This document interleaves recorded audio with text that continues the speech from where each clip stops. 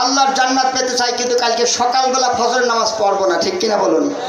আমরা অনেক চিল্লাই বলি কোরআনের রাজ চাই, কিন্তু কোরআনের রাজ কায়েমের সর্বপ্রথম বিষয় হচ্ছে আউয়ালু মা ইউহাসিবু বিহিল আবদু ইয়াউমাল কিয়ামাতিস সালাহ।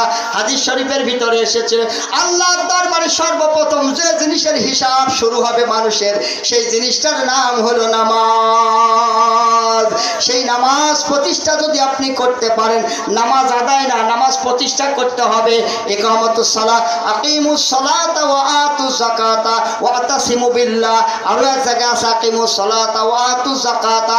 যত জায়গায় আল্লাহ তাআলা নামাজের কথা বলেছেন, তত জায়গায় যাকাতের কথা বলেছেন। আল্লাহ কোথাও নামাজ আদায় করার কথা বলেন নয়, বরং সব জায়গায় আমার আল্লাহ তাআলা বলেছেন আকিমুস সালাহ। জোরে বলি সুবহানাল্লাহ। আকিমুস সালাহ মানে নামাজ প্রতিষ্ঠা করো। জোরে বলেন কি করো? নামাজ প্রতিষ্ঠা যদি শিখাতে হয়, সিদ্ধি মাদ্রাসায় ছেলে মেয়েদেরকে ভর্তি করতে হবে। রাজি আছেন তো? কষ্ট নিচ্ছেন না তো আমার কথায়?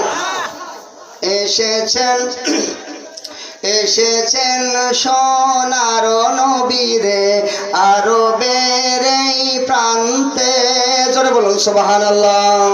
এসেছেন মায়ার নবীরে আরবের এই প্রান্তে, আমিনার নয়নের ধন আব্দুল্লাহ এসেছেন মদিনার জায়গায়, মদিনার উপকণ্ঠে। জোরে বলুন সুবহানাল্লাহ।